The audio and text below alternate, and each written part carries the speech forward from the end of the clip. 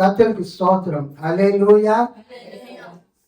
திருத்துவ பண்டிகைக்கு பின்வரும் 12வது ஞாயிற்றுக்கிழமை ஆகிய இந்த நாளில் 12th Sunday after the Trinity Sunday செய்திக்காக தெரிந்து கொண்ட வேத பகுதி அது பரிசுத்த லூக்கா எழுதின நற்செய்தி நூல் 13ஆம் அதிகாரம் 10 முதல் 17 வசனங்கள். உடல் ஊனமுற்ற பெண் ஓய்வு நாளில் குணமடைதல். உடல் ஊனமுற்ற பெண் ஓய்வு நாளில் குணமடைதல். ஓய்வு நாளில் இயேசு தொழுகை கூடம் ஒன்றில் கற்பித்துக் கொண்டிருந்தார். 18 ஆண்டுகளாக தீய ஆவி பிடித்து உடல் நலம் குன்றிய பெண் ஒருவர் அங்கு இருந்தார். அவர் சிறிதும் நிமிர முடியாதவாறு கூன் விழுந்த நிலையில் இருந்தார். இயேசு அவரை கண்டு அருகே கூப்பிட்டு, அம்மா, உமது நோயில் இருந்து நீர் விடுவிக்கப்பட்டுள்ளீர் என்று கூறி தம் கைகளை அவர் மீது வைத்தார். உடனே அவர் நிமிர்ந்து கடவுளை போற்றி புகழ்ந்தார். இயேசு ஓய்வு நாளில் குணமாக்கியதால் தொழுகை கூட தலைவர் கோபம் கொண்டு மக்கள் கூட்டத்தினரை பார்த்து, வேலை செய்ய 6 நாட்கள் உண்டே, அந்நாள்களில் வந்து குணம் பெற்றுக் கொள்ளுங்கள், ஓய்வு நாளில் வேண்டாம் என்றார். ஆண்டவரோ அவரை பார்த்து, வெளி வேடக்காரரே, நீங்கள் ஒவ்வொருவரும் ஓய்வு நாளில் தம் மாட்டையோ கழுதையையோ தொழுவத்தில் இருந்து அவிழ்த்து கொண்டு போய் தண்ணீர் காட்டுவது இல்லையா? பாருங்கள், ஆபிரகாமின் மகனாகிய இவரை 18 ஆண்டுகளாக சாத்தான் கட்டி வைத்திருந்தான். இந்த கட்டிலிருந்து இவரை ஓய்வு நாளில் விடுவிப்பது முறை இல்லையா என்று கேட்டார். அவர் இவற்றை சொன்னபோது அவரை எதிர்த்த அனைவரும் வெட்கப்பட்டனர். திரண்டிருந்த மக்கள் எல்லாரும் அவர் செய்த மாட்சிக்குரிய செயல்கள் அனைத்தையும் குறித்து மகிழ்ச்சி அடைந்தனர். அல்லேலூயா. கண்களை மூடி நாம் ஜெபிப்போம். மகா கிருபையும் இரக்கமும் மிகுந்த பரம தந்தையே, திருத்துவ பண்டிகைக்கு பின்வரும் இந்த 12வது ஞாயிற்றுக்கிழமை எங்களை மறுபடியுமாக உம்மை தொழுது கொள்ளும்படியாக, பணிந்து கொள்ளும்படியாக உமது ஆலயத்துக்கு கொண்டு வந்ததற்காக உனக்கு ஸ்தோத்திரம். ஆண்டவரே, உடல் ஊனமுற்ற பெண் ஓய்வு நாளில் குணமடைதல் என்கிற தலைப்பில் இன்றைக்கு இந்த செய்தியை எங்களுக்கு தந்ததற்காக ஸ்தோத்திரம். நீ எங்களோடு பேசும். அந்த 18 வருடமாய் கூனியாய் இருந்த அந்த அம்மாவை ஆண்டவரே நீர் சுகமாக்கினது போல எங்களையும் நீர் சுகமாக்கும். எங்களுடைய வாழ்க்கையிலையும் அற்புதத்தை செய்தார்.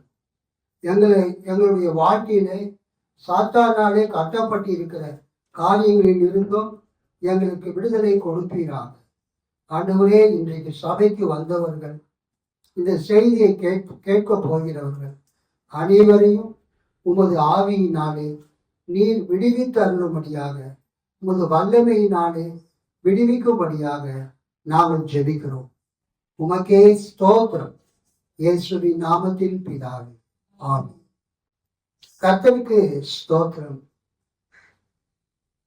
நாம் வாசித்த இந்த சங்கீதம் 146ஆம் சங்கீதம், நாம் மாறி மாறி வாசித்த அந்த 146ஆம் சங்கீதத்தை நாம் கடைசி ஒரு சில வசனங்களை நாம் வாசித்த பிறகு இந்த சுவிசேஷ பகுதியில, நற்செய்தி பகுதியில ஆண்டவர் செய்த அந்த அற்புத செயலை குறித்து நாம் தியானிப்போம். 7ஆம் வசனம். ஒடுக்கப்பட்டோருக்கான நீதியை ஆண்டவர் நிலைநாட்டுகின்றார். பசித்திருப்போருக்கு அவர் உணவளிக்கின்றார். சிறைப்பட்டோருக்கு அவர் விடுதலை அளிக்கிறார். முக்கியமான வசனம். சிறைப்பட்டோருக்கு அவர் விடுதலை அளிக்கின்றார். பார்வையற்றோரின் கண்களை ஆண்டவர் திறக்கின்றார். தாழ்த்தப்பட்டோரை அவர் உயர்த்துகின்றார். நேர்மையாளரிடம் அவர் அன்பு கொண்டுள்ளார். அயல் நாட்டினரை ஆண்டவர் பாதுகாக்கின்றார். அநாதை பிள்ளைகளையும் கைம்பெண்களையும் அவர் ஆதரிக்கின்றார். பொல்லாரின் வழிமுறைகளையோ அவர் அழித்து விடுகின்றார். சியோனே, உன் கடவுள் என்றென்றும் தலைமுறை தலைமுறையாக ஆட்சி செய்வார். அல்லேலூயா, அல்லேலூயா. கர்த்தருக்கு ஸ்தோத்திரம் உண்டாவதாக. இந்த செய்திய நம்ம சபையில நான் ஒரு தடவை பேசி இருக்கிறது எனக்கு ஞாபகத்தில் இருக்கிறது. அல்லேலூயா. ஆனா அது யூடியூப்ல அந்த செய்தி இருக்கிறதாக தெரியவில்லை. நம்ம யூடியூப் போட ஆரம்பிச்சு ஒரு 4-5 வருடங்களாக போட்ட எல்லா செய்திகளையும் நேற்று நான் தேடி பார்க்கும்போது இந்த செய்தி இல்லை. ஒருவேளை நம்ம கொரோனா காலத்துல பேசியிருக்கலாம், அல்லது அந்த சென்னை மெடிக்கல்ஸ் பக்கத்துல நீலாசேகர் அம்மா வீட்டு மாடியில நம்ம சர்ச்சை நடத்தும் போது இந்த செய்தியை பேசியிருக்கிறோம், அல்லது இந்த செய்தியை பேசும்போது ரெக்கார்டிங் பண்ண முடியாத சில சூழ்நிலை ஏற்பட்டு இருக்கிறோம். நேற்று நான் தேடி பார்த்தேன். இந்த கூனியாக இருந்த இந்த அம்மா 18 ஆண்டுகளாக அவங்க சாத்தானுடைய கட்டினால கொஞ்சம் கூட நிமிர முடியாத ஒரு நிலைமையில அவங்க கூனியாக இருந்தாங்க. அவங்களை இயேசு சுகமாக்கின இந்த சம்பவத்தை நம்ம என்னுடைய யூடியூப்ல நான் கண்டுபிடிக்கவே முடியல. ஆனா ஒரு தடவை நான் பேசுனது எனக்கு ஞாபகம் இருக்கிறது. அல்லேலூயா, கர்த்தருக்கு ஸ்தோத்திரம். ஒருவேளை யூடியூப்ல வேற பேர்ல பதிவு பண்ணனா இல்லையான்னு தெரியல. இன்னைக்கு நம்ம வாசித்த அந்த சங்கீத பகுதி 146ஆம் சங்கீதம். அதுல நம்ம வாசித்த அந்த 7ஆம் வசனம் ரொம்ப அருமையான வசனம். கர்த்தர் எப்படி அவரை நம்புகிற பிள்ளைகளுக்கு அவர் விடுதலை கொடுக்கிறார் என்று பார்க்கிறோம். அவர் 7ஆம் வசனம், பழைய திருக்குறள். அவர் ஒடுக்கப்பட்டவர்களுக்கு நியாயம் செய்கிறார். பசியாய் இருக்கிறவர்களுக்கு ஆகாரம் கொடுக்கிறார். கட்டுண்டவர்களை கர்த்தர் விடுதலையாக்குகிறார். அல்லேலூயா, கர்த்தருக்கு ஸ்தோத்திரம். 8-9 நீங்க பிறகு படிச்சுப்பாங்க. கட்டுண்டவர்களை கர்த்தர் விடுதலையாக்குகிறார். கட்டப்பட்ட மக்களை கர்த்தர் என்ன செய்கிறார்? விடுதலையாக்குகிறார். நம்ம வாசித்த இந்த சுவிசேஷ பகுதி, நற்செய்தி பகுதியில, லூக்கா எழுதின நற்செய்தியில நம்ம இங்க பார்க்கிறோம். 13ஆம் வசனம், லூக்கா 13 அப்பொழுது 18 வருஷமாய் பலவீனப்படுத்தும் ஆவியை கொண்ட ஒரு ஸ்திரீ அங்கே இருந்தாள். அவள் எவ்வளவும் நிமிரக்கூடாத கூனியாய் இருந்தாள். அல்லேலூயா. 16ஆம் வசனம். இதோ சாத்தான் 18 வருஷமாய் கட்டியிருந்த ஆபிரகாமின் குமாரத்தி ஆகிய இவளை ஓய்வு நாளில் இந்த கட்டிலிருந்து அவிழ்த்து விட வேண்டியது இல்லையா என்றார். நம்ம வாசித்த சங்கீதம், மாறி மாறி வாசித்த சங்கீதம் 146:7 என்ன சொல்லப்பட்டிருக்கிறது? கட்டுண்டவர்களை கர்த்தர் விடுதலை ஆக்குகிறார். கைப்பற்றி ஆளுநர் மகிழ்ப்படும். கட்டப்பட்டு இருக்கிற மனிதர்களை கர்த்தர் விடுதலை ஆக்குகிறார்.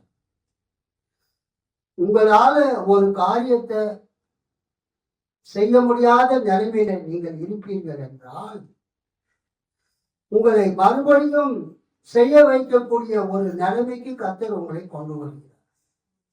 அல்லேலூயா. உங்களால செய்ய முடியாத காரியங்களை கர்த்தர் செய்ய வைக்கிறார். நீங்க பிறக்கும் போது நல்லா பிறந்தீங்க. ஆனா இடையில சாத்தானுடைய அந்த கட்டினால, சாத்தானுடைய கிரியையினால நீங்கள் என்னவானீர்கள்? அந்த காரியங்களை உங்களால செய்ய முடியும். ஆண்டவர் என்ன செய்கிறார்? ஏற்கனவே நீங்கள் செய்த காரியங்களை நீங்கள் செய்யும்படியாக உங்கள் கட்டுகளை அவர் அழித்து விடுகிறார். அல்லேலூயா, அல்லேலூயா. அதைத்தான் இன்றைக்கு பார்க்கிறோம். கட்டுண்டவர்களை கர்த்தர் விடுதலை ஆக்குகிறார். சங்கீதம் 146:7. கட்டப்பட்ட மனிதர்களை கர்த்தர் என்ன செய்கிறார்? விடுதலை ஆக்குகிறார். கர்த்தருக்கு ஸ்தோத்திரம். கட்டப்பட்ட மக்களை கர்த்தர் விடுதலை ஆக்குகிறார். அதுக்கு திருவிழிப்பு எப்படி போட்டிருக்குது? சிறைப்பட்டோருக்கு அவர் விடுதலை அளிக்கின்றார். யாரால சிறைப்பட்டவர்கள்? சாத்தானாலே சிறைப்பட்டவர்கள், சாத்தானாலே கட்டப்பட்டவர்கள். சாத்தானுடைய சிறையிலே இருக்கக்கூடிய மக்களை கர்த்தர் என்ன செய்கிறார்? விடுவிக்கிறார். கர்த்தருக்கு ஸ்தோத்திரம். கர்த்தருக்கு நன்றி. நேற்று தான் பார்த்து ஒரு பிஏ சிஸ்டம் அபிஜாவில் 25,000 ரூபாய் அமேசான்ல போட்டிருந்தாங்க. நான் யோசித்தேன், யாராவது ஒரு 25,000 ரூபாய் காணிக்க கொடுத்தாங்க, அது நம்ம என்ன பண்ணிடலாம்? புதுசாவே வாங்கலாமே. கர்த்தருக்கு நன்றி. சரி, இந்த வேத பகுதியை வாசித்து நாம் தியானிக்கலாம். உடல் ஊனமுற்ற பெண் ஓய்வு நாளில் குணமடைந்தார். A crippled woman அல்லது a crooked woman was healed by Jesus. அதாவது கூனியாக இருக்கக்கூடிய, crooked என்ற வார்த்தைக்கு என்ன அர்த்தம்னா நாட் ஸ்ட்ரெயிட். crooked என்னது?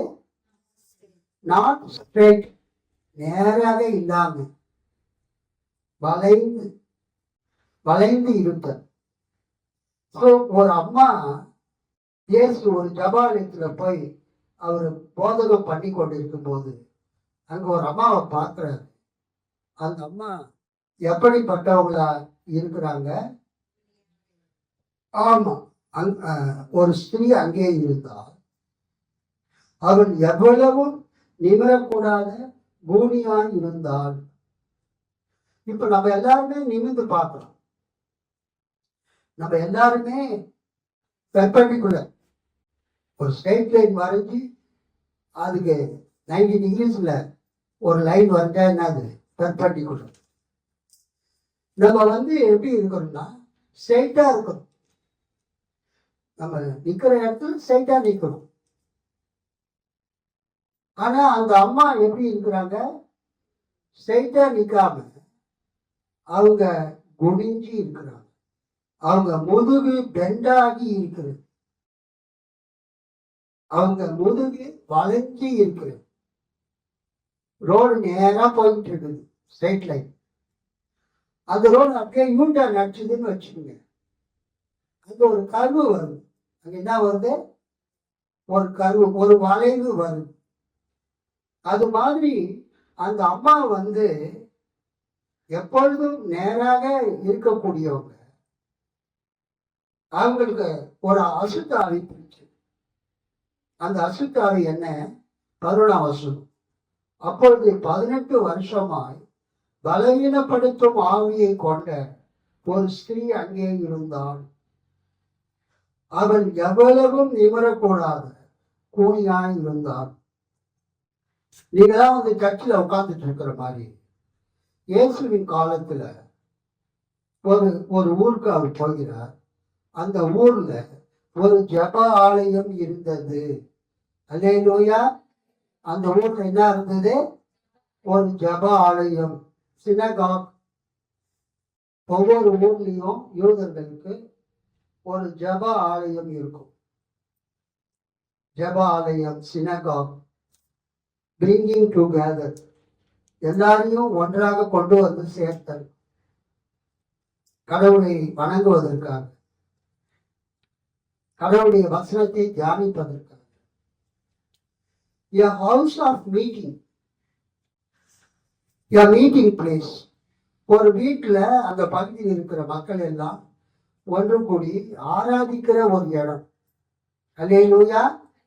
அதுதான் ஜெபாலயம், யூத ஜெபாலயம். அதுக்கு சினகாக் என்று பெயர். பழைய ஏற்பாட்டுல எசேக்கியேல் 11ஆம் அதிகாரத்துல நீங்க பாத்தீங்கன்னா எசேக்கியேல் 11:16 கர்த்தர் சொல்வார். எசேக்கியேல் 11:16, ஆகையால் நான் அவர்களை தூரமாக புறஜாதிகளுக்குள்ளே துரத்தி இருந்தாலும், நான் அவர்களை தேசங்களிலே சிதறடித்து இருந்தாலும், நான் அவர்கள் போன தேசங்களில் அவர்களுக்கு கொஞ்ச காலத்துக்கு பரிசுத்த ஸ்தலமாக இருப்பேன் என்று கர்த்தராகிய ஆண்டவர் உரைக்கிறார் என்று சொல். அதான் இஸ்ரவேல் மக்களுக்கு ஒரே ஒரு ஆலயம் தான். அல்லேலூயா. அது எருசலேம் தேவாலயம் தான். உலகமெங்கிலும் இருக்கிற இஸ்ரவேலர்கள் அந்த எருசலேம் தேவாலயத்துல தான் வந்து கர்த்தரை பணிந்து கொள்ள வேண்டும், கர்த்தரை வணங்க வேண்டும், கர்த்தரை தொழுது கொள்ள வேண்டும், கர்த்தருக்கு பலிகளை, காணிக்கைகளை, தசம பாகங்களை கொடுக்க வேண்டும். இந்த எசேக்கியேல் தீர்க்கதரிசி காலத்துல, எரேமியா தீர்க்கதரிசிக்கு காலத்துலயும் அதுக்கு பின்னாடியும் அந்த எருசலேம் தேவாலயம் கிமு 586 கிமு 587 பாபிலோன் ராஜாவால் அது அழிக்கப்பட்டது. அந்த எருசலேம் பட்டணமும் எருசலேம் தேவாலயமும் நேபுகாத் நேச்சாரால கிமு 587 கிமு 586 அழிக்கப்பட்ட பிறகு அவங்களுக்கு என்ன இல்லை? ஆலயம் இல்லை. கடவுளுக்கு பலி செலுத்துவதற்கு, கடவுளுக்கு காணிக்கைகளை படைப்பதற்கு, கர்த்தருடைய வார்த்தையை கேட்பதற்கு அவங்களுக்கு ஆலயம் இல்லை. அப்போ ஆண்டவர் எசேக்கியேல் தீர்க்கதரிசி மூலமா சொல்றாரு. என்ன சொல்றாரு? ஆகையால் எசேக்கியேல் 11:14, ஆகையால் நான் அவர்களை தூரமாக புற ஜாதிகளுக்குள்ளே துரத்தி இருந்தாலும், நான் அவர்களை தேசங்களிலே சிதறடித்து இருந்தாலும், நான் அவர்கள் போன தேசங்களில் அவர்களுக்கு கொஞ்ச காலத்துக்கு பரிசுத்த ஸ்தலமாக இருப்பேன். கொஞ்ச காலத்துக்கு பரிசுத்த ஸ்தலமாக இருப்பேன் என்று கர்த்தராகிய ஆண்டவர் உரைக்கிறார் என்று சொல். அதாவது இஸ்ரவேல் மக்கள் எங்கெங்க சிதறடிக்கப்பட்டாலும், எங்கெங்க சிதறடிக்கப்பட்டு போனாலும், அவங்க இருக்கிற ஊர்ல ஒரு இடத்துல அவங்க தேவனை ஆராதிக்கும் போது, தேவனை துதிக்கும் போது, தேவனை நோக்கி ஜெபிக்கும் போது, தேவனுடைய வார்த்தையை கேட்கும் பொழுது, அந்த இடத்த ஆண்டவர் என்ன படுத்துவன்னு சொல்றாரே, பரிசுத்த இடமாக மாற்றுவேன், பரிசுத்த ஸ்தலமாக மாற்றுவேன், நானே அவர்களுக்குள்ளே பரிசுத்தமாக இருப்பேன் என்று கர்த்தர் சொல்கிறார். கைகளை தட்டி ஆண்டவரை மகிமைப்படுத்துவோம். நான் அவர்கள் போன தேசங்களில் அவர்களுக்கு கொஞ்ச காலத்துக்கு பரிசுத்த ஸ்தலமாக இருப்பேன் என்று கர்த்தராகிய ஆண்டவர் உரைக்கிறார் என்று சொல். சோ அந்த பரிசுத்த ஸ்தலம் எருசலேமில் இருந்த அந்த தேவாலயம் இடிக்கப்பட்டு அழிக்கப்பட்ட பிறகு இஸ்ரவேல் ஜனங்கள் சிதறடிக்கப்பட்ட இடங்களில், சிறையிருப்புக்கு போன இடங்களில் கர்த்தர் சொல்றாரு, நான் கொஞ்ச காலத்துக்கு பரிசுத்த ஸ்தலமாக அங்கே இருப்பேன் என்று கர்த்தர் சொன்னார். ஸோ இயேசு கிறிஸ்துவின் காலத்துல கூட இந்த யூதர்கள் அவங்க வாழ்ந்த கிராமங்களிலே, அவங்க வாழ்ந்த பட்டணங்களிலே, நகரங்களிலே ஒரு ஒரு ஊருக்கு ஒரு ஜப ஆலயம், ஒரு ஊருக்கு ஒரு ஜப வீடு கட்டி அங்கே கர்த்தரை அவர்கள் தொழுது கொண்டார்கள், ஆராதித்தார்கள். பரிசேயர்கள் நியாயப்பிரமாணத்தை வாசித்து அவங்களுக்கு போதித்தார்கள், வேத பாருங்கள். அது மட்டுமல்ல, வெளியிலிருந்து வரக்கூடிய டிராவலிங் மினிஸ்டர்ஸ் ஆஃப் காட், வெளியிலிருந்து வரக்கூடிய தேவனுடைய ஊழியக்காரர்கள் அந்த ஜபாலயத்துக்கு வரும்போது அவங்களும் என்ன பண்ணுவாங்க, பிரசங்கம் பண்ணுவாங்க. இயேசு ஒரு நாள் அந்த ஊருக்கு போய் அவர் என்ன பண்றாரு, ஜபாலயத்துல பிரசங்கம் பண்றாரு. அல்லேலூயா. ஒரு டிராவலிங் இவாஞ்சலிஸ்ட் போல, டிராவலிங் பிரீச்சர், ஒவ்வொரு நாள் போய் பிரசங்கிக்கிற ஒரு பிரசங்கியார் போல இயேசு என்ன செய்கிறார், அந்த ஜபாலயத்துக்கு போய் பிரசங்கம் பண்றார். அவர் என்ன சொல்றாரு அங்க பார்க்கிறோம். ஒரு ஓய்வு நாளில் சாபத், சாபத் டே, சாபத் டேன்னா சனிக்கிழமை. ஒரு யூதர்கள் சனிக்கிழமை தான் தேவனை என்ன பண்ணுவாங்க, ஆராதிப்பாங்க. ஏன்னா யாத்திராகமம் 20:10, உபாகமம் 5:12-15 அந்த வசனத்தெல்லாம் நீங்க பார்த்தீங்கன்னா ஓய்வு நாள் கட்டளையை ஆண்டவர் கொடுக்கு. அல்லேலூயா. ஓய்வு நாளை பரிசுத்தமா ஆசரிக்க நினைப்பாயாக. ஸோ யூதர்கள் அந்த 10 கட்டளையின்படி சனிக்கிழமையில ஓய்வு நாள்ல அவங்க என்ன பண்ண மாட்டாங்க, வேலைக்கெல்லாம் போக மாட்டாங்க. அவங்க ஆலயத்துக்கு வந்து கர்த்தருடைய வசனத்தை வாசித்து அல்லது வாசிக்க கேட்டு அங்க வந்திருக்கிற ஊழியக்காரர்கள் பேசுகிறத கேட்பாங்க. அப்புறம் பிரசங்கெல்லாம் கேட்டு முடிச்சுட்டு அவங்க வீட்டுக்கு வருவாங்க, ஜெபம் பண்ணி ஆசீர்வாதம். இங்க நம்ம என்ன பார்க்கிறோம், அது மாதிரி இயேசு ஒரு ஓய்வு நாளிலே ஒரு ஊர்ல இருக்கக்கூடிய ஜபாலயத்துல போய், சின்னகாலுல போய் அவங்களுக்கு போதகம் பண்ணி கொண்டிருந்தார். அல்லேலூயா. வேத வசனத்தை வாசித்து அவங்களுக்கு போதகம் பண்ணி கொண்டிருந்தார். 14. அப்பொழுது 18 வருஷமாய், அப்பொழுதே 18 வருஷமாய் பலவீனப்படுத்தும் ஆவியை கொண்ட ஒரு ஸ்திரீ அங்கே இருந்தாள். அவள் எவ்வளவும் நிமிரக்கூடாத கூனியாய் இருந்தாள். இந்த வேத பகுதிக்கு வேர்டு பிப்ளிக்கல் கமெண்ட்ரியில என்ன கொடுத்திருக்கிறாங்கன்னா, இந்த பகுதி எந்த வகையை சேர்ந்தது, கடவுள் மனிதனுக்கு ஏற்பட்ட தீங்கை நீங்குகிற ஒரு பகுதி. அல்லேலூயா. கடவுள் மனிதனுக்கு ஏற்பட்ட தீங்கை திருப்புகிற ஒரு பகுதி. God reverses the disease. God reverses the effects of Satan. God reverses the destruction of Satan from a person. இந்த அம்மாவுக்கு, இந்த அம்மா பிறக்கும் போது நல்லாதான் பிறந்தாங்க. அல்லேலூயா. இந்த அம்மா பிறக்கும் போது நல்லாதான் பிறந்தாங்க, நல்லாதான் எல்லாரும் மாதிரி நிமிர்ந்து வேலை செஞ்சுட்டு இருந்தாங்க. திடீர்னு ஒரு அசுத்த ஆவி அவங்களை அட்டாக் பண்ணணும். திடீரென்று ஒரு நாள் ஒரு அசுத்த ஆவி அந்த அம்மாவை தாக்கியது. அதுதான் நம்ம பார்க்கணும்.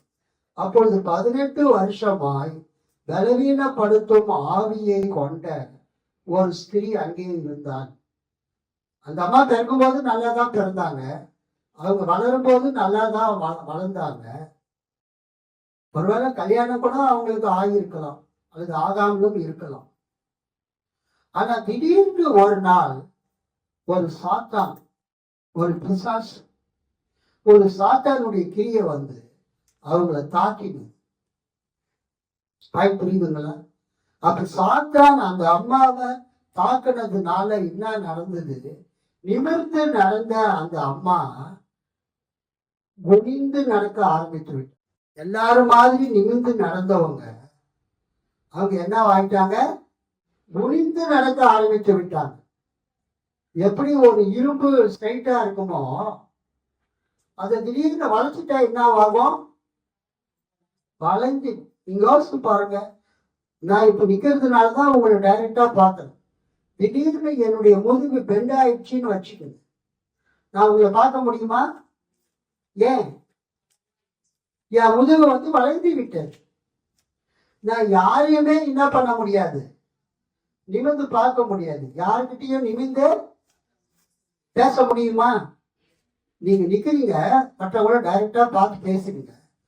திடீர்னு ஒரு அசுத்த ஆவி உங்களை தாக்கி அந்த அசுத்த ஆவியின் கிரியினால நீங்க அப்படியே வளைந்து விட்டீர்கள் என்றால் எதுக்கு யார் வராங்க? உங்களுக்கு தெரியாது. யாராவது பேசுனா உங்களால நிமிர்ந்து அவங்களுக்கு என்ன பண்ண முடியாது, பதில் சொல்ல முடியாது.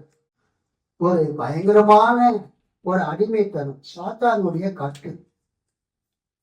யாரையும் நிமிர்ந்து பார்க்க முடியாது, யார்கிட்டையும் நிமிர்ந்து பேச முடியாது. ஒரு கல்யாணத்துக்கோ ஒரு நல்ல காரியத்துக்கோ போய் கலந்து கொண்டு சாப்பிட முடியாது. ரொம்ப ஒரு கஷ்டமான நிலைமை. இப்படிப்பட்ட நிலைமையில அந்த அம்மா அந்த சர்ச்சுக்கு வந்திருக்கிறோம். அல்லேலூயா. அந்த அம்மா சொல்லுங்க, அந்த சர்ச்சுக்கு வந்திருக்கிறாங்க. ஆக்சுவலா அந்த ஜபாலயத்துக்கு அவங்க வந்திருக்கிறாங்க. இயேசு அங்க போயிட்டு அந்த ஜபா ஆலயத்துல பிரசங்கம் பண்ணும்போது அவர் பார்க்கிறாரு, அந்த அம்மாவை பார்க்கிறார். அப்பொழுது 18 வருஷமாய் பலவீனப்படுத்தும் ஆவியை கொண்ட ஒரு ஸ்திரீ அங்கே இருந்தார். பலவீனப்படுத்தும் ஆவி, a spirit of weakness. அந்த ஆவிக்கு என்ன பேருங்க? a spirit of weakness. பலவீனப்படுத்தும் ஆவி, பலவீனத்தை உண்டு பண்ணும் ஆவி. அஸ்தே நெய்யாஸ், கிரேக்க வார்த்தை அஸ்தே நெய்யாஸ்.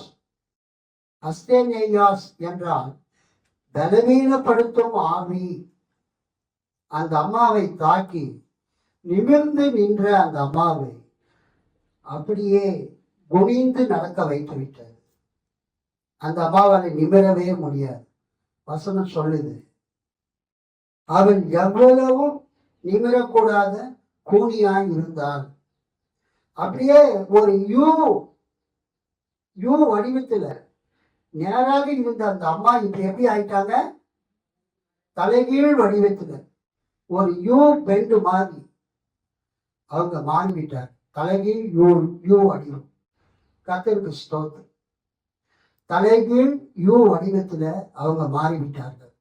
அந்த அம்மாவுடைய நிலைமையை இயேசு பார்க்கிறார். அவங்க ஆலயத்துல ஒரு இடத்துல உட்கார்ந்து இருக்கிறாங்க.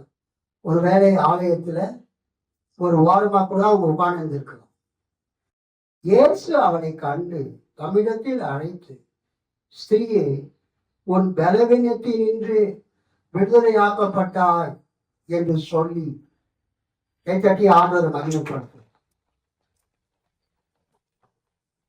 இயேசு என்ன சொல்றாரு? பலவீனத்தில் நின்று விடுதலையாக்கப்பட்டாய். அல்லேலூயா. என்ன அர்த்தம்? நான் இயேசு என்ன சொல்ல வராருன்னா, நான் சொன்னேன், அந்த அம்மா பிறக்கும் போது நல்லா தான் பிறந்திருக்கிறாங்க. அந்த அம்மா பிறக்கும் போதே நல்லா தான் பிறந்திருக்கிறாங்க. ஆனா இப்ப கூடியானதுக்கு என்ன காரணம்? ஆமா, ஒரு பிசாசினுடைய ஒரு தாக்குதலால நேரான் இருந்த அந்த அம்மா, நிமிர்ந்து நடந்த அந்த அம்மா கூனியாக மாறிவிட்டார்கள். கொஞ்சம் கூட நிமிர்ந்து பார்க்க முடியாத ஒரு கூனியாக மாறிவிட்டார்கள். அவள் எவ்வளவும் நிமிரக்கூடாத கூனியாய் இருந்தாள். ஒரு நேராக இருக்கிற கம்பியை நம்ம வளைச்சி கீழே வளைச்சி விட்டா அந்த கம்பி என்னவாகும்? கீழே வளைஞ்சு அந்த கம்பி நிமிர்ந்து பார்க்க முடியாது. இயேசு சொல்ற, இயேசு அவளை கண்டு தம்மிடத்தில் அழைத்து, ஸ்திரீயே, அம்மா, உன் பலவீனத்தில் நின்று விடுதலையாக்கப்பட்டாய். உன் பலவீனத்தில் நின்று விடுதலையாக்கப்பட்டாய். என்ன பலவீனத்திலிருந்து விடுதலையாக்கப்பட்டாய்? உன்னை குனிய வைத்திருக்கக்கூடிய, உன்னை நிமிர முடியாமல், உன் தலையை நிமித்த முடியாமல், எல்லாரோடும் நீ நிமிர்ந்து நின்று பேச முடியாமல், எல்லாரையும் பார்க்க முடியாமல், உன்னை குனிய வைத்திருக்கிற அந்த ஆவியினுடைய வல்லமையில் இருந்து, அந்த ஆவியினுடைய தாக்குதலில் இருந்து நீ விடுவிக்கப்பட்டிருக்கிறாய். நல்லா கை காட்டுங்க. ஸ்திரீயே, உன் பலவீனத்தில் நின்று விடுதலையாக்கப்பட்டாய்.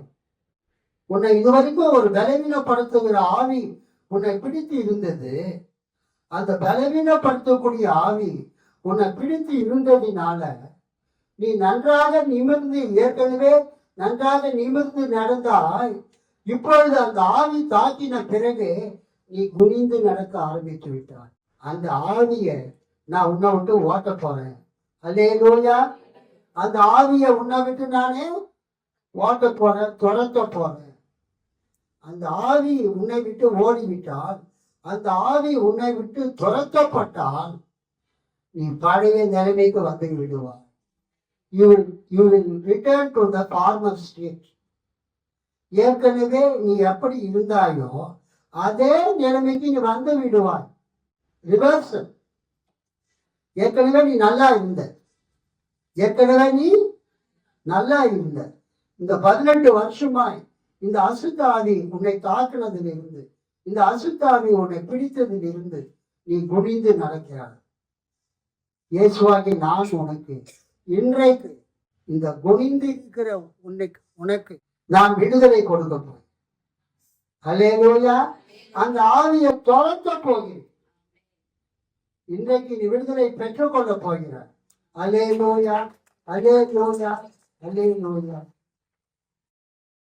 அப்படின்னு இயேசு அந்த அம்மா கிட்ட சொல்றாரு. அந்த அம்மா என்ன நினைச்சிருப்பாங்க? ஐயா, திடீர்னு நல்லா தான் இருந்தேன், திடீர்னு ஏதோ ஒரு தாக்குதல் என் உடம்புல ஏற்பட்டது, நான் ஏதோ ஒரு வியாதின்னு நினைச்சேன், ஆனா அது பிசாசு தாக்குதல்னு எனக்கு இப்பதான் தெரியுது அப்படின்னு அந்த அம்மா நினைச்சிருப்பாங்க. உடனே இயேசு என்ன பண்றாரு? உன் பலவீனத்து ஸ்திரியே, உன் பலவீனத்தினின்று விடுதலையாக்கப்பட்டா என்று சொல்லி அவள் மேல் தமது கைகளை வைத்தார். அல்லேலூயா. அவன் மேல் தமது கைகளை வைத்தார். அவர் மேல், அந்த அம்மா மேல் தமது கையை வைத்தார். அந்த அம்மா மேல் தமது கைகளை வைத்தார். ஒரு கையை வச்சிருந்தா இப்படி வச்சிருப்பார் அந்த அம்மா முதுகில். கைகளை வேணா 2 கையை வச்சு நம்ம டச் பண்ற மாதிரி அந்த அம்மா முதுகுல அந்த 2 கையை வச்சு அந்த முதுகு அமுத்திருப்பார். அப்ப என்ன நடக்குது? அவன் மேல் தமது கைகளை வைத்தார். இயேசுவின் வல்லமை அவளுக்குள் இறங்கினது, அந்த பிசாசை துரத்தினது. உடனே அவள் நிமிர்ந்து தேவனை மகிமைப்படுத்தினார். அதெல்லாம் கைகளை தட்டி ஆண்டவர்.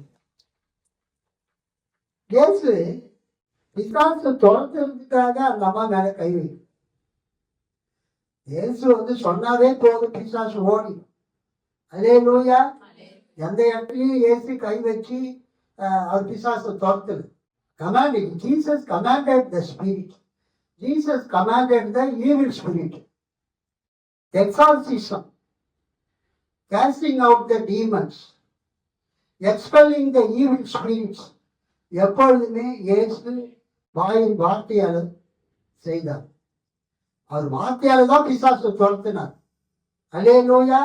இயேசுவின் வார்த்தைக்கு பிசாசுல நடுங்கும், நடுங்கின. அப்போ சாத்தானியன் சொன்னோன்னா பிசாசு ஓடி போய்விட்டு. நீ இவனை விட்டு போன்னு சொன்னோடனே பிசாசு மக்களை விட்டு போய்விட்டது. மக்களை சுகமாக்கும் போது இயேசு மக்கள் மீது கையில் வைத்தார். அல்லேலூயா. பிள்ளைகளை ஆசீர்வதிக்கும் போது, சீஷர்களை ஆசீர்வதிக்கும் போது இயேசு கைகளை உயர்த்தி சீஷர்களை ஆசீர்வதித்தார். சிறு பிள்ளைகளை கொண்டு வரும்போது சிறு பிள்ளைகள் மீது இயேசு கைகளை வைத்து அவர்களை ஆசீர்வதித்தார்.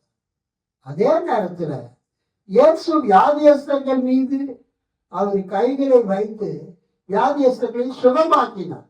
அல்லேலூயா. பைபிள்ல பல இடத்துல நம்ம பார்க்கிறோம். ஏற்பாட்டில் இயேசுவை தொட்டவர்கள் சுகமடைந்தார்கள். இயேசுவை யாரெல்லாம் தொட்டாங்களோ அவங்க என்னவானாங்க? சுகமடைந்தார்கள். இயேசுவை தொட்டவர்கள் சுகமடைந்தார்கள். 12 வருஷமா பெரும்பாலும் உள்ள வியாதி உள்ள ஒரு அம்மா இயேசுவை தொட்டாங்க. என்ன ஆச்சு? ரத்த பெருக்கு உடனே நின்று போனது. At that instant, at that time, இயேசுவை தொட்ட மாத்திரத்துல அந்த ரத்த போக்கு நின்று போயிற்று. அல்லேலூயா. இயேசுவின் வஸ்திரத்தை தொட்டவங்க சுகத்தை பெற்றாங்க. இயேசு யாரையெல்லாம் தொட்டாரோ அவங்களும் சுகமாக்கப்பட்டாங்க. நான் ஒரு சில வசனங்களை சொல்றேன், நீங்க குறித்து கொள்ளுங்கள், வீட்டில் போய் படியுங்க. மார்க்கு 1:41, மார்க்கு 1:41, அடுத்தது 5:23, அடுத்தது 6:5, அடுத்தது 7:32, அடுத்தது லூக்கா 14:40. இதெல்லாம் இயேசு ஒருத்தரை தொட்டதுனால அவங்க பெற்ற சுகம். Healing miracles. இயேசு தொட்டவங்க சுகத்தை பெற்றாங்க, அல்லது இயேசுவை தொட்டவங்க சுகத்தை பெற்றாங்க. மார்க்கு 1:41, 5:23, 6:5, 7:32, லூக்கா 14:40, 14:40, 14:40. அப்புறம் இயேசு மக்களை ஆசீர்வதிப்பதற்கும் கைகளினால் தொட்டு ஆசீர்வதித்தார். மார்க்கு 10:13, 16 சிறு பிள்ளைகளை இயேசு தொட்டு அவங்களை ஆசீர்வதித்தார். லூக்கா 24:50 சீஷர்களை கைகளை உயர்த்தி ஆசீர்வதி. இங்க நம்ம என்ன பார்க்கிறோம்? அந்த ஜபாலயத்திலே இயேசு செய்த ஒரு மிகப்பெரிய அற்புதம். அல்லேலூயா. அந்த 2000 வருஷத்துக்கு முன்னால பெண்களுக்கெல்லாம் அந்த அளவுக்கு உரிமை கிடையாது. அல்லேலூயா. அந்த காலத்துல பெண்களுக்கு உரிமை கிடையாது. ஆண்களுடைய ஆளுகை தான். ஆனா இங்க என்ன பாக்குறோம்னா, அந்த அம்மா அமைதியா உட்கார்ந்துட்டு இருக்கிறாங்க ஜபாலயத்துல.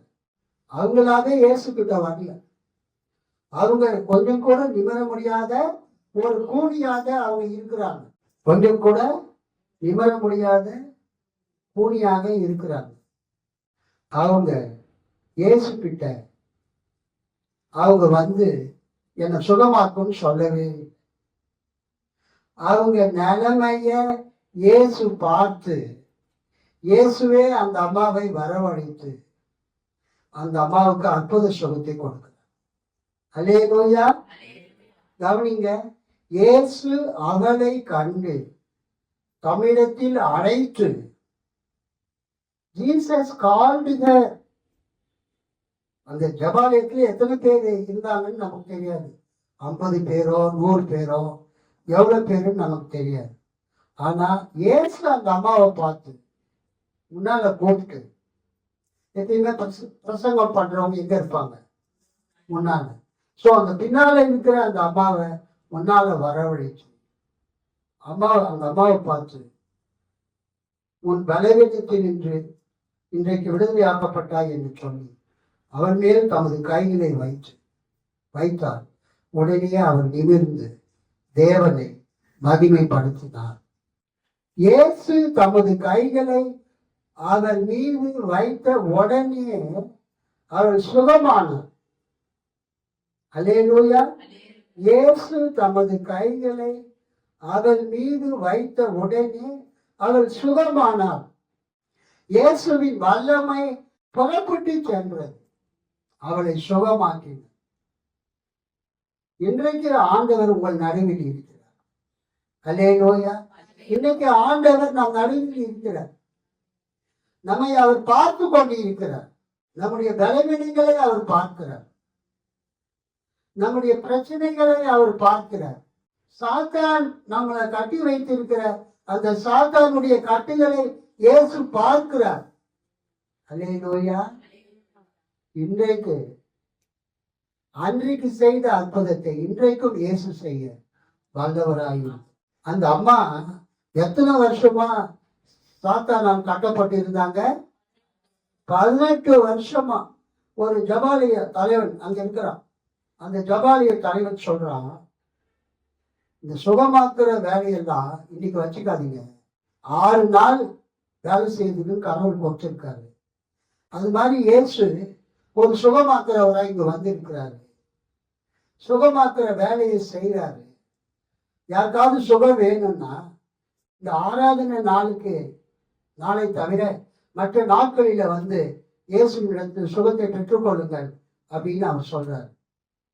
அப்படி இயேசு சொல்றாரு, கர்த்தர் அவனுக்கு பிரதியுத்தரமாக, மாயக்காரனே, உங்களில் எவனும் ஓய்வு நாளில் தன் எருதையாவது தன் கழுதையாவது தொழுவத்தில் இருந்து அழுத்து கொண்டு போய் அதற்கு தண்ணீர் காட்டுகிறது இல்லையா?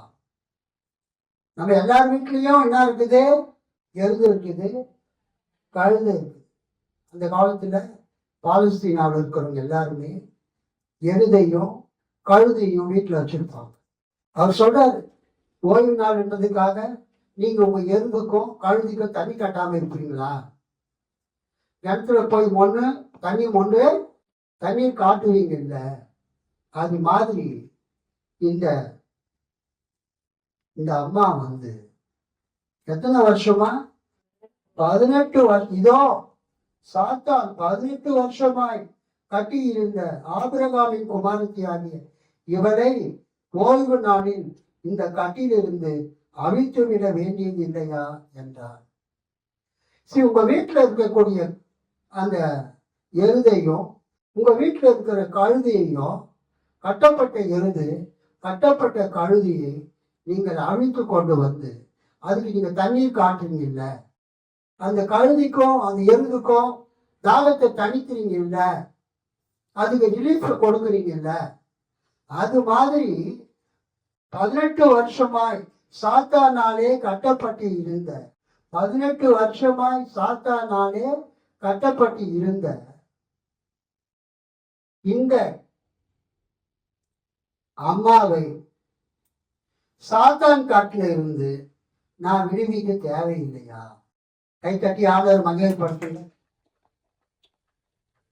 நம்ம வீட்டுல கட்டி இருக்கிற எருதையோ, நம்ம வீட்டுல இருக்கிற கட்டி இருக்கிற கழுதையும் தொழுவத்திலிருந்து அழுத்து கொண்டு போய் அதுக்கு நம்ம ஓய்வு நாள்ல தண்ணி காட்டும்.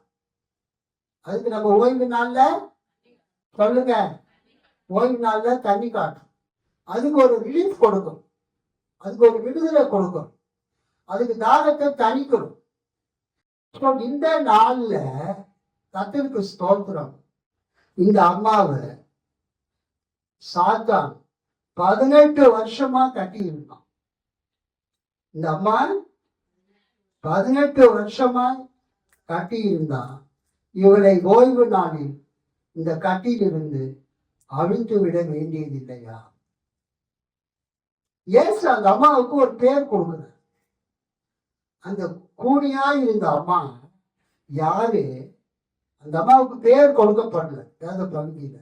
ஆனா இங்க என்ன இயேசு சொல்றாரு, அந்த அம்மா யாருக்கு சொந்தமானவங்க?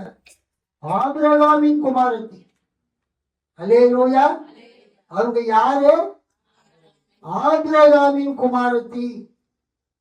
இதோ சாத்தான் 18 வருஷமாய் கட்டி இருந்த ஆபிரகாமின் குமாரத்தி ஆகிய இவளை ஓய்வு நாளில் இந்த கட்டில் இருந்து அழித்து விட வேண்டியது இல்லையா? இவள் ஆபிரகாமின் குமாரத்தி. ஆபிரகாம், ஈசாக்கு, யாக்கோபு வம்சத்துல வந்தவங்க எல்லாம் தேவனுடைய குடும்பத்தார், தேவனுடைய ஜனங்கள். அல்லேலூயா. 28ஆம் வசனத்தை பாருங்க. நீங்கள் ஆபிரகாமையும் ஈசாக்கையும் யாக்கோபையும் சகல தீர்க்கதரிசிகளையும் தேவனுடைய ராஜ்யத்தில் இருக்கிறவர்களாக, அதாவது ஆபிரகாம், ஈசாக்கு, யாக்கோபு சகல தீர்க்கதரிசிகளை எங்க இருப்பாங்க? தேவனுடைய ராஜ்யத்தில் இருப்பார்கள். தேவனுடைய ராஜ்யத்துல அவங்க இருக்கிறாங்க. ஆபிரகாம், ஈசாக்கு, யாக்கோபு. இப்ப ஆபிரகாம்னா அவர் மட்டுமா அங்க இருப்பாரு? ஆபிரகாமினுடைய வீட்டார். ஈசாக்குனா ஈசாக்கு மட்டுமா அங்க இருப்பாரு? ஈசாக்கு அவருடைய வீட்டார் பிள்ளைகள். அப்புறம் யாக்கோபு, யாக்கோபு மட்டுமா அங்க இருப்பாரு? யாக்கோபு அவர் வீட்டார், அவர் பிள்ளைகள். அவங்க யாரு? தேவனுடைய வீட்டார். அல்லேலூயா. இயேசு சொல்றாரு 16ஆம் வசனத்துல, இந்த ஜபாலயத்துக்கு வந்திருக்கிற இந்த அம்மா சாதாரணமானவங்க இல்ல, இவங்க ஆபிரகாமின் குமாரத்தி. இவங்க தேவனுடைய குடும்பத்தை சேர்ந்தவங்க, இவங்க தேவனுடைய ராஜ்யத்தை சேர்ந்தவங்க. She belongs to the family of God. She belongs to the people of God. தேவ ஜனம், இறை மக்கள், கடவுளின் மக்கள், அந்த கடவுளின் குடும்பத்தை சேர்ந்த, கடவுளின் ராஜ்யத்தை சேர்ந்த இந்த அம்மா பிறக்கும் போது நல்லாதான் பிறந்தாங்க, வளரும் போது நல்லாதான் வளர்ந்தாங்க. இடையில சாத்தான் வந்து அந்த அம்மாவை தாக்கி நிமிர்ந்து இருந்த அந்த அம்மாவை குதிந்து நடக்க பண்ணிவிட்டான், கூடியாக்கி விட்டான். அவங்க வாழ்க்கையே நிமிர்ந்து பார்க்க முடியாத ஒரு வாழ்க்கையாகிவிட்டது. அதனால அவங்க நிறைய நன்மைகளை, ஆசீர்வாதங்களை இழந்து விட்டாங்க. மற்றவங்களை நிமிர்ந்து பார்த்து பேச முடியல, மற்றவங்க முன்பதாக நின்று பேச முடியல, பார்க்க முடியல, பிறரோடு ஐக்கியப்பட முடியவில்லை. இந்த ஆலயத்துக்கு வந்திருந்தா கூட என் செய்தியை நிமிர்ந்து அவங்களால கேட்க முடியல. அவங்க குடித்து கொண்டுதான் என் செய்தியை கேட்கிறாங்க. இன்றைக்கு இந்த அம்மாவுக்கு ஆண்டவர் விடுதலை கொடுக்கிறார். அல்லேலூயா. கர்த்தர் இந்த அம்மாவுக்கு விடுதலை கொடுக்கிறார். இவங்க யாரு? ஆபிரகாமின் குமாரத்தி. நீங்க லூக்கா 19:9 பண்ணுங்களா? சகையு கதை. லூக்கா 19:9. இயேசு அவனை நோக்கி இன்றைக்கு இந்த வீட்டுக்கு ரட்சிப்பு வந்தது. இவனும் ஆபிரகாமுக்கு குமாரனாய் இருக்கிறானே. இழந்து போனதை தேடவும் ரட்சிக்கவுமே மனுஷகுமாரன் வந்திருக்கிறார் என்றார். அல்லேலூயா. கவனிங்க, இந்த ஸ்டோரியில, இந்த சம்பவத்துல இந்த அம்மா ஆபிரகாமின் குமாரன். லூக்கா 19 சகேயு சொல்லுங்க, ஆபிரகாமின் குமாரன், பீப்புள் ஆஃப் காட், தேவ ஜனம். இந்த அம்மாவும் தேவ ஜனம், சகேயும் தேவ ஜனம். ஆபிரகாமின் குமாரன், ஆபிரகாமின் குமாரத்தி என்றார். They belong to God. They belong to the family of God. கடவுளுடைய குடும்பத்தை இவர்கள் சார்ந்தவர்கள், சேர்ந்தவர்கள். ஆபிரகாமின் குமாரத்தி, ஆபிரகாமின் குமாரன் என்பது யாரை குறிக்கிறது? கடவுளுடைய ஜனத்தை குறிக்கிறது. சோ இந்த கடவுளுடைய ஜனத்துல, தேவனுடைய ஜனத்துல யாரு சாத்தானாலே பாதிக்கப்பட்டிருந்தாலும் அவங்களை இயேசு விடுதலையாகும். கை தட்டி ஆண்டவரை மகிழ்ச்சி. தேவனுடைய குடும்பத்துல, தேவனுடைய ராஜ்யத்துல யார் பாதிக்கப்பட்டு இருந்தாலும் அவர்களை இயேசுவே விடுவிக்கிறார். அவங்களுக்கு சுகத்தை கொடுக்கிறார். அவங்க முன்பு இருந்த பழைய நிலைமைக்கு கொண்டு வருகிறார். இந்த அம்மா பிறக்கும் போதே கூனியா பிறக்கல. Jesus reverses health to her. அந்த அம்மா தோட்டத்து நல்லதா இருந்தாங்க, இடையில சாத்தானால பாதிக்கப்பட்டு கூனி ஆயிட்டாங்க. இயேசு இப்ப என்ன செய்கிறார்?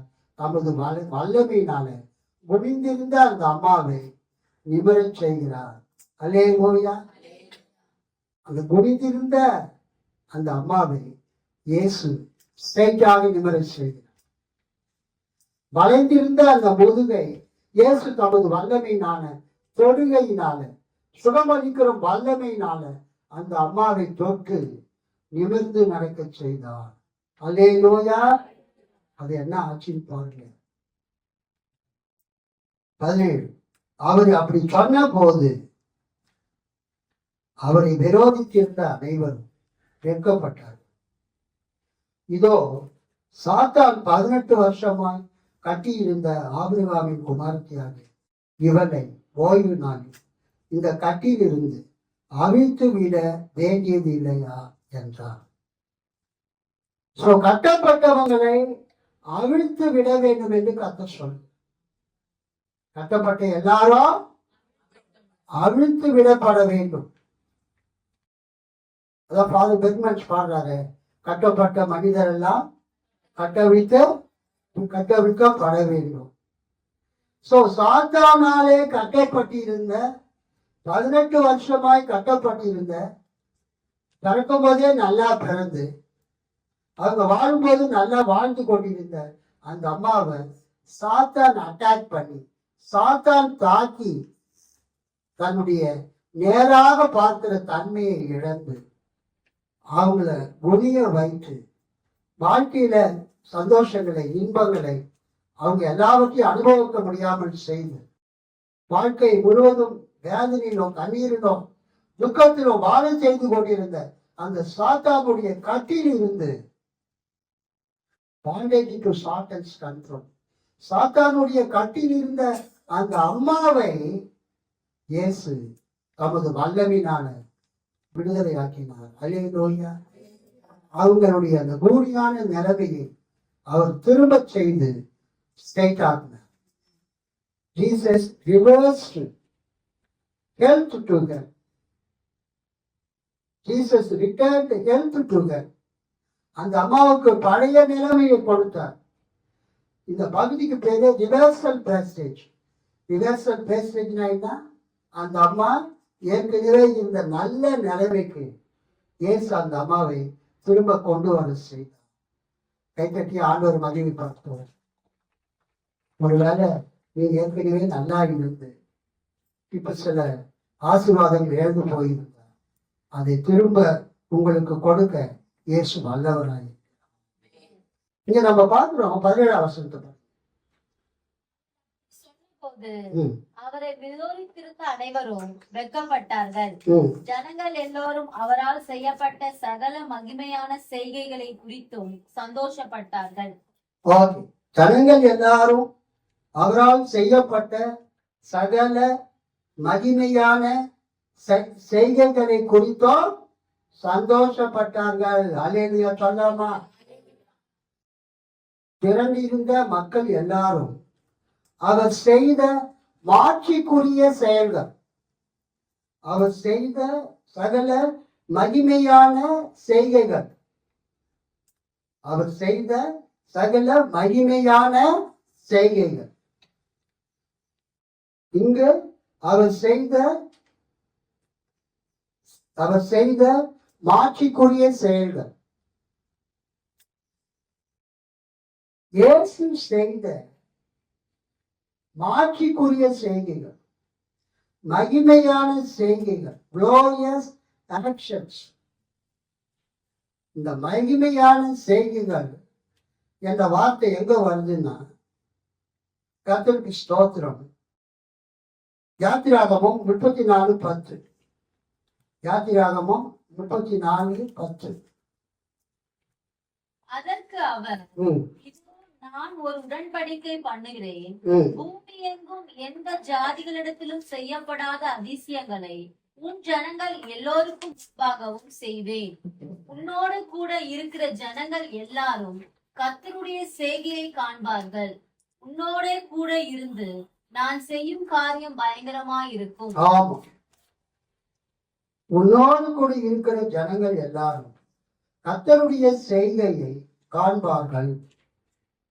கர்த்தருடைய செய்கையை காண்பார்கள். உன்னோடு கூட இருந்து நான் செய்யும் காரியம் பயங்கரமாக இருக்கும். கர்த்தருடைய செய்கை, கர்த்தருடைய செய்கை எப்படிப்பட்டது? பயங்கரமானது, மகிமையான செய்கை. ஹல்லேலூயா. அந்த யாத்திராகமம் 34:10 வரக்கூடிய செத்துவஜித்து கிரேக்க வார்த்தையை புதிய ஏற்பாட்டுல 4 முறை பயன்படுத்தி இருக்கு. புதிய ஏற்பாட்டுல 4 முறை பயன்படுத்தி இருக்கு. புதிய ஏற்பாட்டுல மகிமையான செய்கைகள், மகிமையான செய்கைகள் என்கிற வார்த்தை புதிய ஏற்பாட்டுல 4 இடத்துல வருது. ஹல்லேலூயா. அது செத்துவஜித்து பழைய ஏற்பாட்டுல இருந்து எடுக்கப்பட்ட வார்த்தை. யாத்திராகமம் 34:10. கர்த்தருடைய மகிமையான செய்கைகள். யாத்திராகமம் 34:10 இருந்து அந்த மகிமையான செய்கைகளை மாற்றிக்குரிய செயல்கள், glorious deeds, மகிமையான செயல்கள் புதிய ஏற்பாட்டுல 4 இடத்துல வருது. அதுல ஒரு இடம் இந்த இடம். மகிமையான செய்கைகள், கர்த்தர் செய்கிற பயங்கரமான செய்கைகள். கர்த்தர் என்ன பண்ணாரு? இங்க இயேசு என்ன பண்ணாரு? அந்த ஜெபாலயத்துக்கு போறாரு, அங்க பிரசங்கம் பண்றாரு. அங்க ஒரு அம்மாவை பார்க்கிறாரு. அவங்க கொஞ்சம் கூட நிமிரக்கூடாத மூடியா இருந்தாங்க. அந்த அம்மாவை முன்னால வரவழைச்சு அவர் சொல்றாரு, ஸ்திரியே, உன் பலவீனத்தினின்றே விடுதலையாக்கப்பட்டாய் என்று சொல்லி அவர் மீது தமது கையை வைத்தார், அல்லது அவர் மீது தமது கைகளை வைத்தார். உடனே என்ன ஆச்சு? கர்த்தருடைய வல்லமை அவள் மேல இறங்கி அவள் நிமிர்ந்து, அது பாருங்க வசனத்தை, see the verse 30. அவள் மீது, அவள் மேல் தமது கைகளை வைத்தார். உடனே அவள் நிமிர்ந்து தேவனை மகிமைப்படுத்தினார். 18 வருஷமா அந்த அம்மாவை குடிய பண்ணி கொண்டிருந்த அந்த அசுத்த ஆவி, அந்த ஈவில் ஸ்பிரிட் இயேசு கைய வச்ச உடனே ஓடிவிட்டது. அல்லேலூயா, அல்லேலூயா, அல்லேலூயா. இந்த காலை நேரத்துல இயேசு நம் மத்தியில் இருக்கிறார். உயிர்த்தெழுந்த இயேசு கிறிஸ்து நம் மத்தியில் இருக்கிறார். அன்றைக்கு யூத ஜெபாலயத்தில் இருந்த அதே ஆண்டவர் இயேசு நம் மத்தியில் இருக்கிறார். அந்த ஜெபாலயத்துல அந்த அம்மாவை பார்த்த இயேசு உங்களையும் என்னையும் பார்க்கிறார். அந்த அம்மா இயேசு கிட்ட போய் ரெக்வஸ்ட் கொடுக்கல, என்ன சுகமாக்கு. ஆனா இயேசு என்ன பண்ணாரு? அந்த அம்மாவை கூப்பிட்டு அந்த அம்மா மேல, அந்த அம்மாவுக்கு சொன்னாரு, என்ன சொல்றாரு? ஸ்திரியே, உன் பலவீனத்தினின்று விடுதலையாக்கப்பட்டாய் அப்படின்னு சொல்லிட்டு அவன் மேல் தமது கைகளை வைத்தார். உடனே அவன் நிமிர்ந்து தேவனை மகிமைப்படுத்தினார். ஹல்லேலூயா. தேவனை மகிமைப்படுத்தினான். அந்த அம்மா எவ்வளவு சந்தோஷப்பட்டு யோசிச்சுப்பார். 18 வருஷமா நிமிர முடியாத அந்த அம்மா இயேசு முதுகுல கை வச்ச உடனே கர்த்தருடைய வல்லமை, இயேசுவின் வல்லமை அந்த அம்மா மேல இறங்கி பெண்டான அந்த முதுகை ஸ்ட்ரெயிட் பண்ணி நேராக்கி மக்களை பார்க்கவும், எல்லாரையும் பார்க்கவும், எல்லாரோடு பேசும் மிகுந்த மகிழ்ச்சியினால் அவள் நிரப்பப்பட்டார். அல்லேலூயா. தேவனை மகிமைப்படுத்தினாள். ஜனங்கள் எல்லாரும் அவரால் செய்யப்பட்ட சகல மகிமையான செய்கைகளை குறித்தும் சந்தோஷப்பட்டார்கள். திரண்டிருந்த மக்கள் எல்லாரும் அவர் செய்த மாட்சிக்குரிய செயல்கள், அனைத்து மாட்சிக்குரிய செயல்கள், இயேசு செய்தது சாதாரண செயல்கள், மகிமையான செயல், அல்லேலூயா, மாட்சிக்குரிய செயல்கள் அனைத்தையும் குறித்து மகிழ்ச்சி அடைந்தனர். இன்றைக்கு இந்த காலை நேரத்துல இயேசு உங்களுக்கும் மகிமையான செயல்களை செய்ய வல்லவராயிருக்கிறார். இயேசு உங்களுக்கும் மாட்சிக்குரிய செயல்களை செய்ய வல்லவராயிருக்கிறார். அவரை நோக்கி நாம் ஜெபிப்போம். எல்லாரும் ஏற்றி நிற்போம். கர்த்தர்கிட்ட சொல்லுங்க, ஆண்டவரே, அன்றைக்கு அந்த 18 ஆண்டுகள் பூமியாய் இருந்த அந்த அம்மாவை நீர் அழைத்து தொட்டு சுகப்படுத்தினது போல பேசி அந்த அசுத்தாவியை துரத்தி அந்த அம்மா மேல கைகளை வைத்து அந்த அம்மாவை நிமிர்ந்து நிற்க செய்தது போல ஆண்டவரே நீர் அற்புதம் செய்யும். எங்களை நிமிர்ந்து நிற்க செய்யும். நாங்கள் நிமிர்ந்து நிற்க செய்யும். இந்த சமுதாயத்திலே நாங்கள் ஊடிக்கொண்டு போகக்கூடாது, தலை குனிந்து போகக்கூடாது, தலை நிமிரச் செய்யும். இயேசுவே உம்மால் ஆகும். சொல்லுங்க, இயேசுவே உம்மால் ஆகும். இயேசுவே உம்மால் ஆகும். இயேசுவே உம்மால் ஆகும். மகிமையான செயல்களை, மகிமையான செயல்களை சொல்லுங்கம்மா. இது சொல்றே, இயேசுவே மகிமையான செயல்களை எனக்கு செய்யும். இயேசுவே மாட்சிக்குரிய செயல்களை எனக்கு, என் குடும்பத்துக்கு, என் சபைக்கு செய்தருளும். இயேசுவின் மூலம் பிதாவே, ஆமென்.